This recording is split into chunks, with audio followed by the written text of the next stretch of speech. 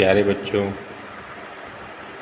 सभी PET exam की preparation करने वाले बच्चों को अच्छे एग्जामिनेशन होने की बहुत बहुत शुभकामनाएं और आशा करता हूं कि आप लोग बिल्कुल ठीक होंगे। क्योंकि जैसा कि आप लोग जानते हैं कि पेट का एग्ज़ाम अक्टूबर के लास्ट डेट्स में तय हुआ है और कुछ घटना चक्र की एक सॉल्व मेरे पास है और मैं इससे ही कुछ इम्पॉर्टेंट बातें और काफ़ी कंटेंट आपको देना चाहता हूँ। मेरा पढ़ाने का वही तरीका है, मैं स्वयं पढ़ता हूँ और आप लोगों को भी इसमें शामिल कर लेता हूँ। यानी कि पढ़ाई में शामिल तो मैं होता हूँ, लेकिन मैं मानता हूँ कि आप लोग भी शामिल हैं। तो शुरू करते हैं घटना चक्र में और सब्जेक्ट लेते हैं प्राचीन भारत का इतिहास।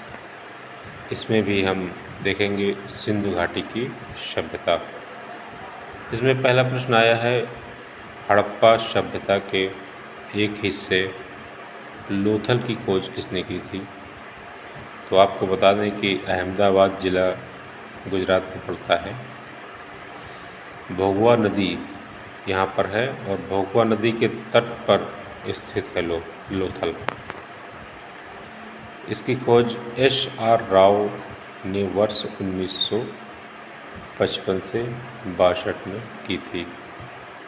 और लोथल के बारे में और जानकारी अगले प्रश्न में की गई है कि यह हड़प्पा का एक बंदरगाह है। यह शहर साबरमती नदी और उसकी सहायक नदी भोगवा के बीच स्थित है। यह 2450 ईसा पूर्व से 1600 ईसा पूर्व के बीच हड़प्पा संस्कृति का प्रमाण प्रदान करता है। लोथल सिंधु घाटी सभ्यता का एक बंदरगाह शहर है। तो ये एक फैक्ट है और अब हम आपको बताएंगे ये सारे फैक्ट जो हैं किसी न किसी एग्ज़ाम में, यानी कि UP SSSC के किसी न किसी एग्ज़ाम में ज़रूर पूछे गए हैं।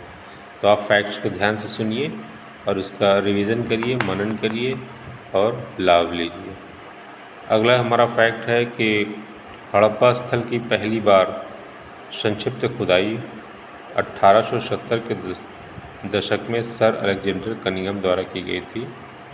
वही हड़प्पा की पहली व्यापक खुदाई वर्ष 1921 में राय बहादुर दयाराम शाही द्वारा की गई थी। और अगला फैक्ट है, हड़प्पा का काल जो है इसका धौलावीरा नगर 3 भागों में विभाजित था। यह गुजरात राज्य के कच्छ जिले में स्थित है। इसे स्थानीय रूप से कोटड़ा टिम्बा के नाम से भी जाना जाता है। और अगला तथ्य है, घटना चक्र से ही हम सारे तथ्य पढ़ रहे हैं, वो भी आए हुए, पूछे हुए और उनका विश्लेषण। अगला तथ्य है, संध्योकालीन अर्थव्यवस्था सिंचित कृषि अधिशेष, पशुपालन, दस्तकारी तथा आंतरिक और विदेश व्यापार पर आधारित थी। यहाँ से प्राप्त वनस्पति अवशेष के आधार पर कहा जा सकता है कि यहाँ के लोग गेहूँ, जौ, ज्वार, बाजरा, चावल की खेती करते थे। सर्वप्रथम कपास का उत्पादन भी सिंधु सभ्यता के लोगों ने ही किया था। और अब आपको बताते हैं कि यूनानी इसे सिंडन कहते हैं क्योंकि इसकी उत्पत्ति सिंधु नदी से हुई थी। गुड। और इसके बाद अब हम आप लोगों को बताते हैं अगला फैक्ट, एक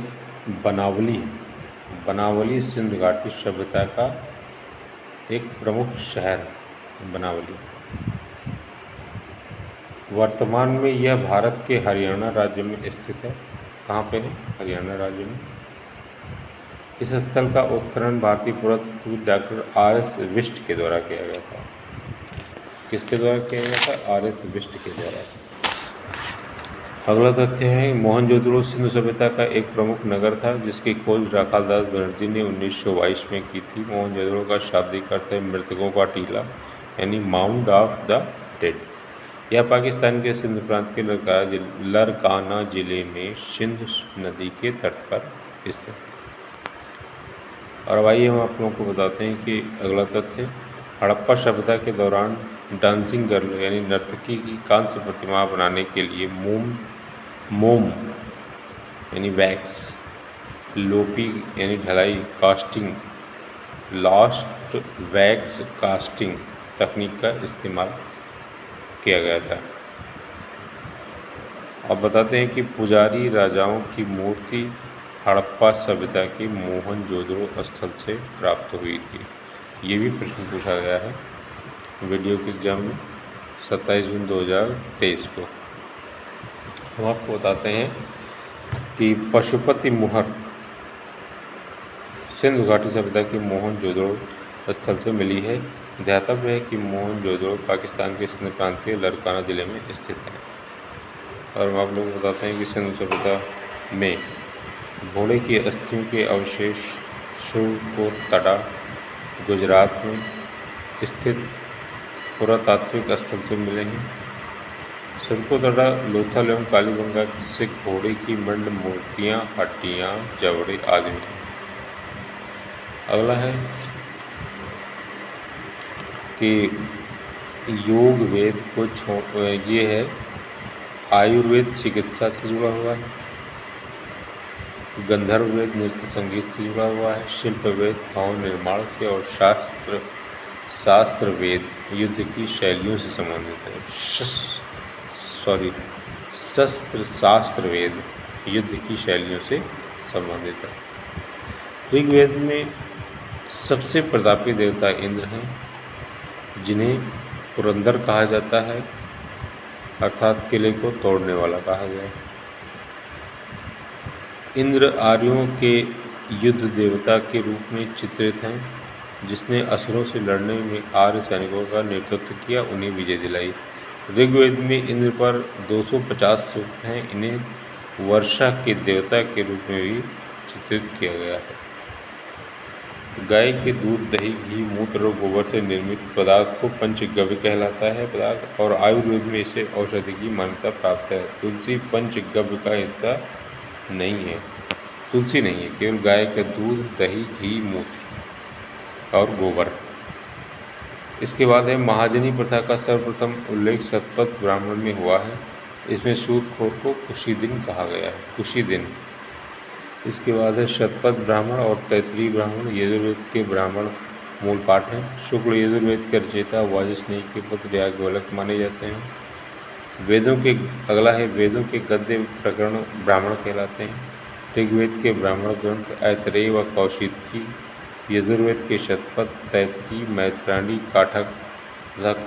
काठक, कपिस्थल, सामवेद का पंचविंश, जैमिनी आदि तथा अथर्ववेद का गोपथ है। प्राचीनतम वेद अगला है प्राचीनतम वेद ऋग्वेद है। अन्य 3 वेद यजुर्वेद, सामवेद, अथर्ववेद हैं। यज्ञ में देवताओं का आह्वान ऋग्वेद में यज्ञ में देवताओं का आह्वान करने के लिए मंत्र हैं। यह वैदिक धर्म का आरंभिक स्रोत है।